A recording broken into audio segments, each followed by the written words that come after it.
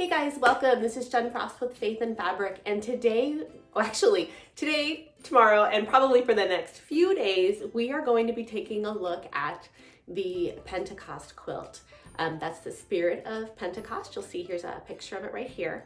And we're going to be working through just some steps in this quilt to give you some tips, to give you some ideas, and even some things to think about as you pick your fabrics, okay?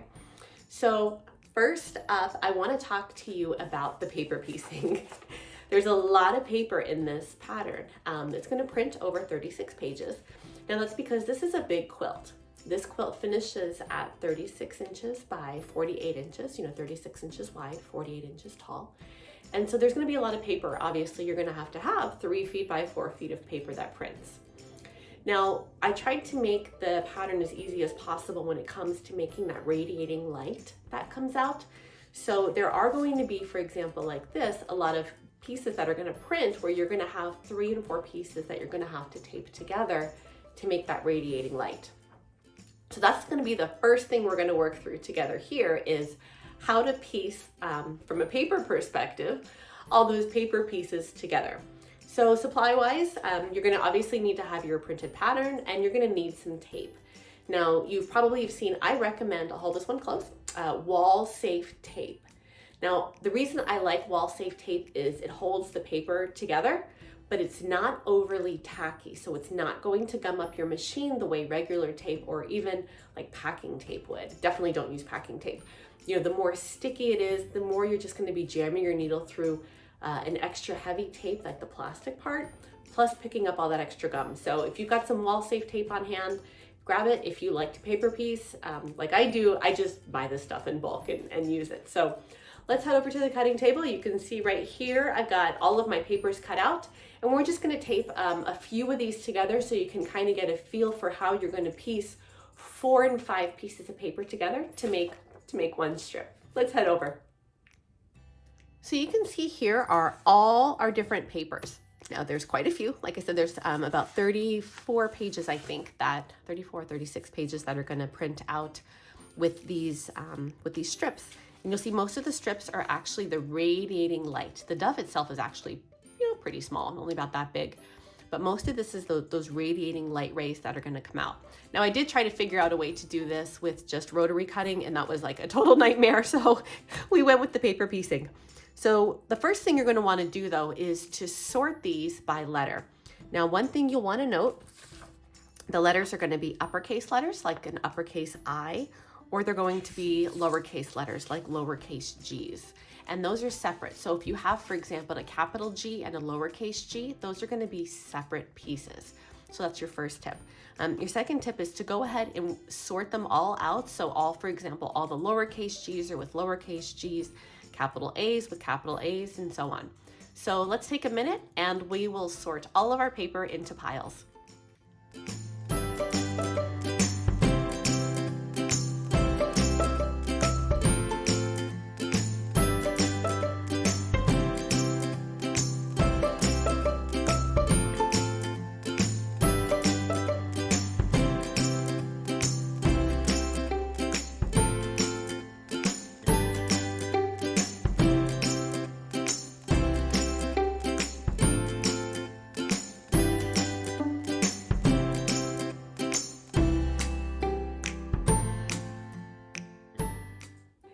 Got all your pieces sorted? Me too. Okay, so what you want to do, let's grab piece F. We're going to put this one together. There's a lot of pieces to this one. If you're going to probably pick one of the more, it's not challenging, right? Because we're just taping paper together, but one of the ones that has more pieces, just so we can kind of get a feel for how to assemble these larger pieces, okay? So grab piece F, grab your wall-safe tape, and we'll head back to the table to put it together. Let's put this one together. So we've got all of our pieces here, and you will see first thing we can do is just kind of roughly put this together. Now, I'm not going to be able to fit this whole thing in the camera just because of the sheer size of the paper, but you'll see roughly these pieces will go here. Here's this long one here. And these 2 little guys are going to actually be way up here where you can't see. So I'm going to start with the little guys because they're the easiest one. So grab a piece of tape. And the way the guidelines work, we'll hold this nice and close so you can see there's a line right here and there's a line right here. these lines are intended to overlap each other. So this is where if you've got a bright window nearby, works great. You can kind of hold these up against the window and you can see, but you want to make sure that these lines all overlap. And you'll see if I hold these one right below the other, you can see where this line here connects here. So you'll just want to put those directly over each other so that they perfectly line up. Again, you can use this little dotted line as your guide. So I'll check that spot. That's perfectly lined up there too. I'm just gonna stick a piece of tape on here. So there's our first corner, ready to go with a random piece of thread. I'm sure your guys have the same issue too, right? Thread all over your quilting studio. So we'll take this piece now and we're going to attach it here. So I've got F3 to F4. Grab my piece of tape. I always rip my tape first because then I've got it in hand. It's a little easier than when you're trying to adjust. So then we're going to take our pieces. Again, you can see here's your corner. Here's that guideline that you're going to tape. Here's the guideline on the top piece. So I'm going to line those guidelines right up with each other. You can see that the black lines here are going to overlap. Again, perfectly there. And tape that one on too. Okay, so we're slowly assembling our pieces here. Now this is the trickier part. Again, not really that tricky, but just not something we can do together. So there's 4 intersecting pieces here that need to come together. You'll see there are guidelines on each, which continues to make this very easy. So what you want to do is you want to work either clockwise or counterclockwise. You don't want to work on an angle. So you would not want to attach, for example, this piece to this piece. It's going to be much easier if you work either in a circle this way and attach 1, 2, 3, 4, or if you go the other way, you go like 1, 2, 3, 4. Not going to make a difference which way you go. You just don't want to skip these corner pieces because it's going to be a lot harder to line that up. So we'll just go, we'll go down. So I'm going to go clockwise on mine. So I'm going to rip my tape. Here's my piece, and I'm going to line this up nice and even there.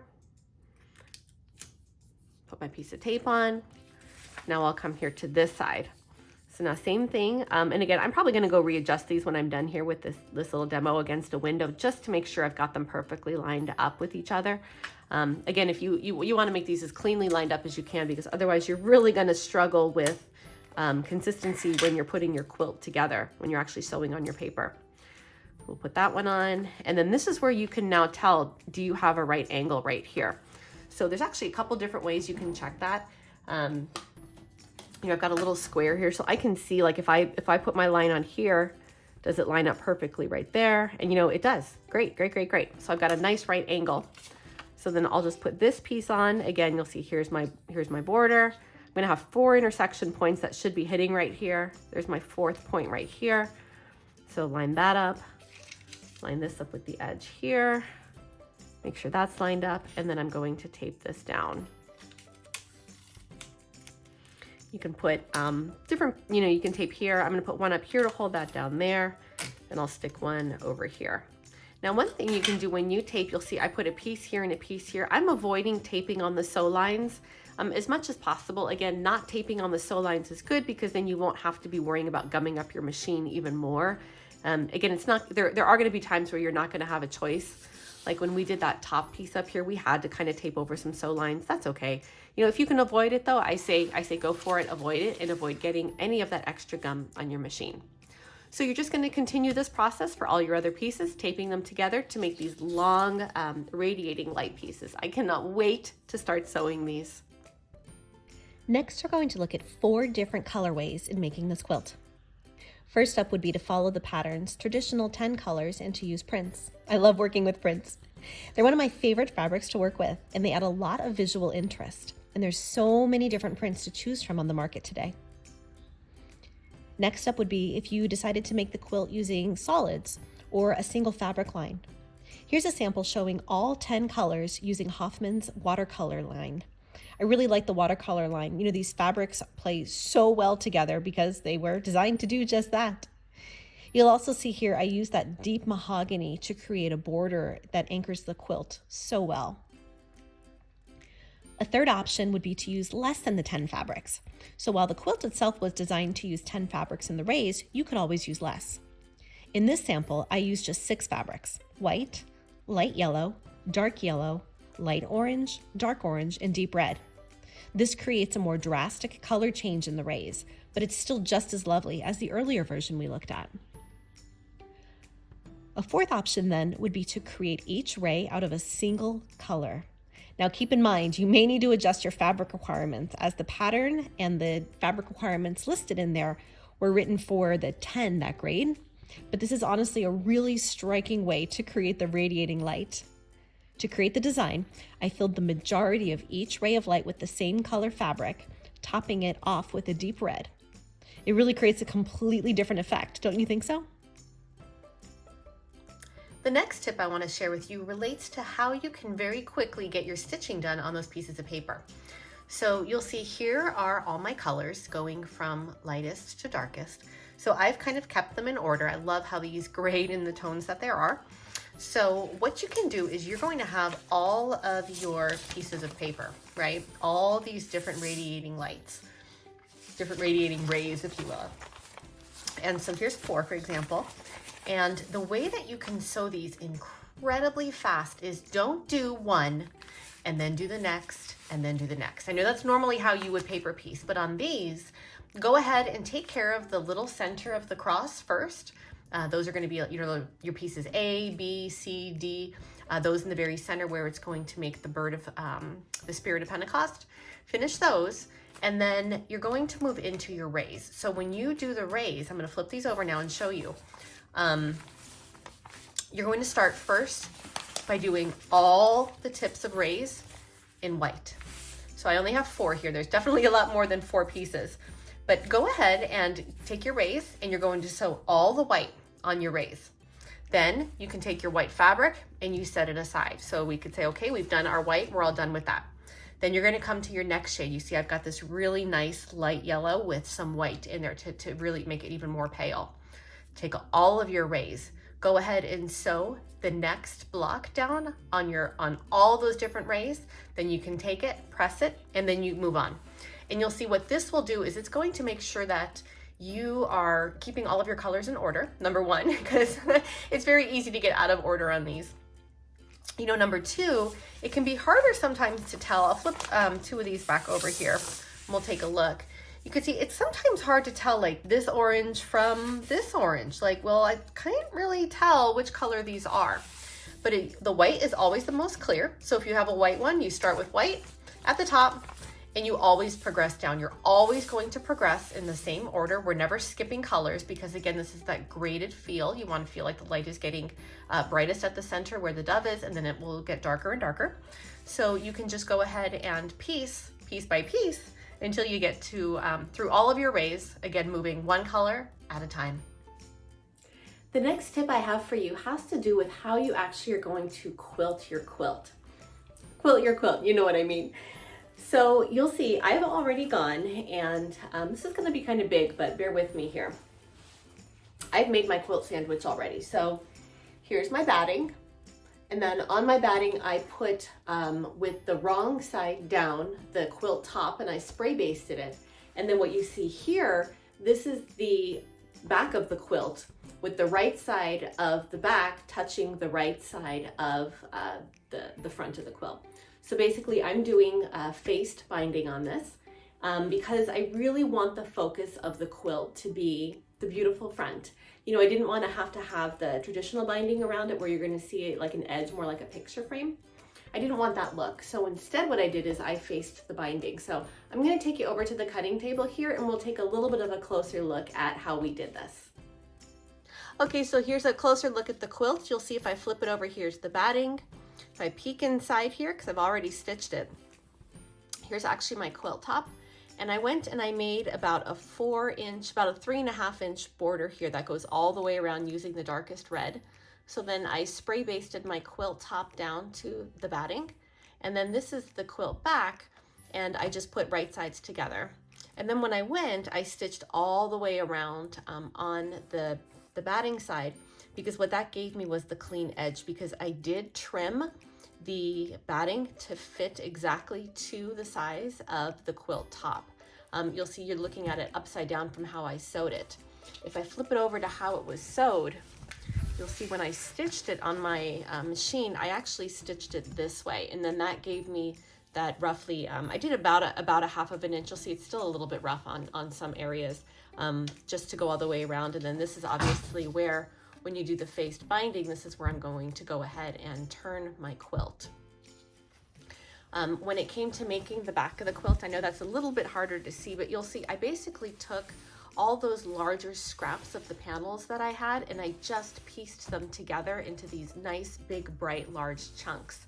And what that does is it uses up all those scraps while still giving you a very cohesive feel to the back of your quilt, and putting a little bit of visual interest, because it's not just a plain quilt.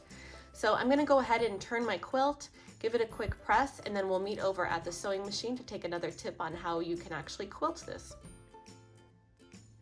So I wanted to share with you how it's coming along as we continue our tips. So you'll see here's the front of the quilt, and I wanted to talk to you about your next tip, which is going to be how to actually quilt this. So I'm gonna bring this closer so you can see. What I did is I did an outline stitch all the way around the cross, and I did this in a very deep red thread. I also used that same deep red thread right here, and I stitched in a ditch going around the outside. Then I switched threads, and I switched to a clear thread. I'll put the link, actually put the link down here to the thread that I use. It's a clear thread from Sulky. Now I know people sometimes don't like sewing with clear threads. I don't either, but I found this thread from Sulky is my favorite. It doesn't break on me. It's thick enough that I can see it. I can wash it and not have it break. It's a really, really good one. So check the link down below for the thread that I used. And what I did with that thread is I actually just went and I outlined each one of these rays. So what it does is it just creates a little bit more of that puff effect where the rays themselves seem to be popping out even more. Now what we're going to be doing these next 2 Free Motion Fridays is we're going to be working on doing some more detailed quilting on this. We're going to be doing 3 different things on it over the course of the next 3 weeks. So you'll have a chance to catch up. And I'll actually come back in here once those 3 weeks are done, and I'm going to pop the links up top for them. So for now, we're just going to talk through it. The first week, what we're going to do is we're going to play with these radiating lines. So I'm going to show you how to echo within these to kind of make almost like darts, which is going to make these lines seem like they just continue to radiate out further and further and further. So that'll be week 1. We'll put that link up here when it's done. Our second week, we're going to work on the cross. It's a big quilt to keep working in a little space here. We'll work on the cross itself. We're going to be doing a wood grain stitch. So we'll put the wood grain stitch link up here once that's ready to go. And then our third week, we're going to be designing the bird. So we'll be doing some fun filler in here. We're going to be working on some swirls. I think some swirls would be really neat just to kind of fill the dove out. So there you go on how to quilt this. And again, I wanted to share the back with you.